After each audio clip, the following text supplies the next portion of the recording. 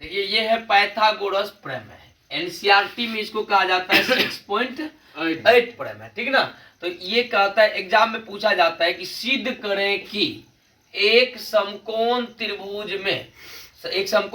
में कर्ण का वर्ग शेष दो भुजाओं के वर्गों के योग के बराबर होता है। तो सबसे पहले आप लोग को क्या करना है, एक समकोण त्रिभुज बना लेना है। कौन सी त्रिभुज? समकोण त्रिभुज। और समकोण त्रिभुज किसको बोलते हैं? जिस त्रिभुज का एक कोण 90 डिग्री हो। तो एक कोण यानी ये कोण हो गया 90 डिग्री, इसका नाम रख लीजिए आप क्या, ए बी सी, ठीक ना। ये समकोण त्रिभुज। अच्छा, समकोण त्रिभुज की सबसे बड़ी भुजा को ही कहा जाता है क्या? कर्ण।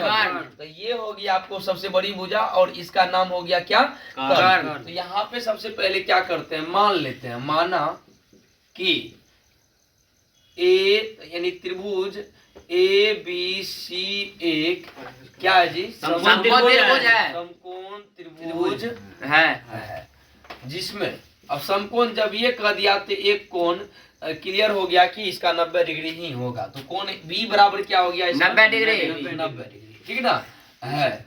अब यहाँ पे आपको क्या कर रहे हैं कि समकोण त्रिभुज में, तो यानी समकोण त्रिभुज दिया हुआ है, आपको सिद्ध क्या करना होगा? कर्ण का वर्ग। किसका वर्ग? कर्ण का वर्ग। यहाँ पे आपको लिखना पड़ेगा प्रूफ दैट लिखिए या सिद्ध करना है कि वे लिख दीजिए, दोनों बात एक ही है।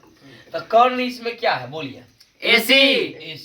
तो क्या करेंगे, AC स्क्वायर बराबर आपको सिद्ध करना पड़ेगा शेष दो भुजाओं। तो त्रिभुज में तो 3 भुजा होता है, अब कर्ण यदि ले ये लिया कर्ण का वर्ग, तो AC स्क्वायर जब ले ही लिया तो 2 भुजा शेष बच गया, एगो AB एगो क्या? BC। AB का वर्ग क्या हो जाएगा? AB स्क्वायर, और BC का वर्ग क्या हो जाएगा? BC square. योग, तो योग मतलब जोड़, यानी कर्ण का वर्ग शेष दो भुजाओं के वर्ग के योग के क्या बराबर होता है। क्लियर हो गया ये? जी सर। अब इसके लिए क्या करना पड़ेगा, आपको रचना करना पड़ेगा, कंस्ट्रक्शन, रचना, या इसी को कोई कोई बोलता है क्या, बनावट, ठीक ना। अब रचना क्या करना पड़ेगा, आप B से, ये B जो शीर्ष है ना, यहाँ से लंब डालिए B और D, इसका नाम रख दीजिए क्या? BD। यहाँ पे आपको ऑटोमेटिक बन जाएगा कितना डिग्री? 90 डिग्री। लंब डालने के बाद ये दोनों कोण क्या हो जाएगा? 90 डिग्री का हो जाएगा। तो यहाँ पे क्या करते हैं, देखिए शीर्ष B से BD लंब AC डाला, ठीक।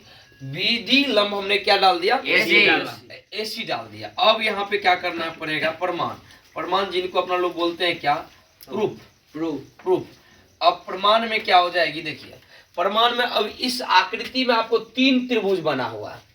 अब कहिएगा कैसे, एक ये छोटा त्रिभुज, एक ये भी छोटा त्रिभुज, एक पूरा बड़ा त्रिभुज, 3 त्रिभुज है जी सर। आपको क्या करना है, पहले एक इस छोटा में लेना है और बड़ा में लेना है, फिर उसके बाद इस छोटा में लेना है और बड़ा में लेना है। तो आप क्या कीजिए, छोटा त्रिभुज का नाम रखिए, इस त्रिभुज का नाम क्या है? ABD नहीं, ADB। हाँ ABD भी कह सकते हैं, लेकिन 90 डिग्री वाला कोण को जो है ना आप बीच में रख के बोलिए। तो ADB, त्रिभुज ADB। तथा बड़ा वाला त्रिभुज का नाम बोलिए ABC। अब यहाँ पे देखिए और डिसाइड करना है आपको, ABC में आपको करना क्या है, ADB। तो यहाँ पे एरॉप करने के लिए को समझा रहे, इस चीज को आप अच्छी तरीका से समझ जाओगे। आप क्या कीजिए, 2 त्रिभुज बनाइए, उसमें से एक त्रिभुज का नाम रखो क्या? ADB। आप रब के लिए ये चीज आपको दिमाग में यदि रह गया तो गारंटी कहते हैं कि सवाल ये थ्योरम निश्चित समझ में आ जाएगा। ADB है ना, ADB, और ये क्या है? ABC। आप यहाँ पे देखो भाई साहब, ये ADB जो त्रिभुज है, ADB, तो ADB ये छोटा सा त्रिभुज है। इस छोटा त्रिभुज में D कोण देखिए कितना डिग्री है? 90 डिग्री। यहाँ पे कितना डिग्री का बन जाएगा? 90 डिग्री का। फिर ABC में बात करते हैं, ABC में, तो ABC में देखिए कौन B कोण कितना डिग्री? 90 डिग्री। अब यहाँ पे डिसाइड करो। अच्छा, उसके बाद क्या, देखिए ये कोण जो है, ये कोण चित्र में दिख रहा है ना आपको, ये कोण छोटा त्रिभुज का भी कोण है और बड़ा त्रिभुज का भी कोण है। छोटा त्रिभुज का तो कोण है ही है, तो ये यानी छोटा त्रिभुज और बड़ा त्रिभुज दोनों में ये कोण उभयनिष्ठ हो गया। उभयनिष्ठ का मतलब होता है जो दोनों में रहता है, ठीक है ना। तो यानी ये कोण A में भी है, सॉरी छोटा त्रिभुज में भी है और बड़ा त्रिभुज में भी। तो कोण ए यानी ये कोण और ये कोण दोनों एक ही कोण है, यानी उभयनिष्ठ है, दोनों बराबरे है आपस में, ठीक है ना। तो यहाँ पे ले लेंगे, यहाँ पे लिखेंगे कोण क्या, कोण ए डी बी बराबर ए डी बी बराबर कोण क्या ए बी सी। अब बराबर कितना 90 डिग्री। ये हो गया आपको क्या चीज से, देखिए रचना। कारण है कि यहाँ यदि रचना नहीं करते हैं तो ये कोण 90 डिग्री होता ही नहीं। उसके बाद ये देखिए इस कोण का नाम हो गया डी ए बी बराबर इस कोण का नाम हो गया बी ए सी। यहाँ पे लिखेंगे क्या, दोनों में क्या है जी, उभयनिष्ठ है। अच्छा, किसी भी त्रिभुज का यदि दो कोण बराबर, किसी भी दो त्रिभुज का यदि दो कोण बराबर है तो तीसरा कोण अपने आप बराबर हो जाएगा। नहीं यदि विश्वास होता है तो आप एक त्रिभुज लो, दो त्रिभुज लो, इसका एक कोण मान लो कि 60 डिग्री है, ई भी कितना हो 60 डिग्री है, ई मान लीजिए क्या कहते हैं 45 डिग्री है, ई भी कितना है 45 डिग्री। तो अब देखिए दो कोण तो बराबर है, इसका 60 बराबर 45 बराबर, तो त्रिभुज के तीनों कोणों का योगफल कितना होता है 180 डिग्री। तो अब बताओ इस ई कोण का मान कितना हो जाएगा 45 और 60 105। 105 में कितना जोड़ेंगे कि 180 हो जाए 75 डिग्री, यानी ये कितना हो जाएगा 75 डिग्री। इसी तरह इसमें भी निकालिएगा तो ये भी कितना 75 डिग्री। यानी दो कोण यदि बराबर है ना, तीसरा में बराबर करने की कोई जरूरत नहीं, ऑटोमेटिक बराबर हो जाता है। तो आप ऐसे भी कह सकते हो, इसलिए त्रिभुज क्या ए डी बी समरूप त्रिभुज क्या ए बी सी, ये हो गया। देखिए ई भी कौन है, ई भी क्या कौन है, तो ए क्या चीज से, समरूपता से, ठीक समरूप तो हो गया। अब एक चीज होता है क्या, चूंकि समरूप त्रिभुज की संगत भुजाएं, समरूप त्रिभुज की क्या जी संगत भुजाएं क्या होती हैं,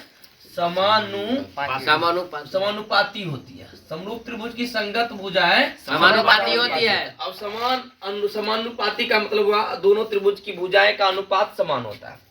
तो अनुपात कैसे लेंगे ये देखिए।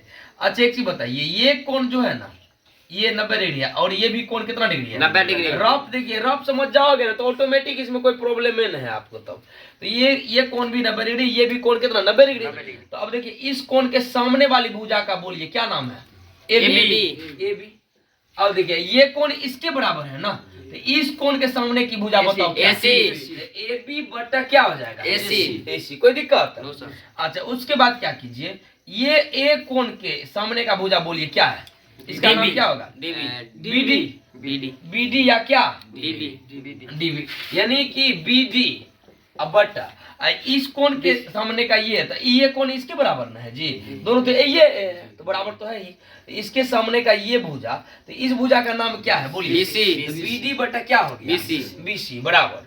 और देखिए अच्छा ये कोण इसके बराबर हुआ, ये कोण इसके बराबर, तो इसका मतलब B और C भी आपस में क्या है जी बराबर। तो B के सामने का भुजा क्या हो गया AD। अब बटा आप C के सामने का भुजा बोलिए AB। अब एक चीज देखो, इसमें से गुना कर लो आप, AB में AB से गुना करते हैं तो क्या हो जाता है AB स्क्वायर, यानी AB बटा क्या AC। अब बराबर कर लीजिए आप AD बटा क्या AB। ऐसे क्रॉस मल्टीपल कीजिएगा, AB में AB से गुना कीजिएगा भाई साहब, AB स्क्वायर हो जाएगा ना, और बराबर क्या AC इंटू क्या AD।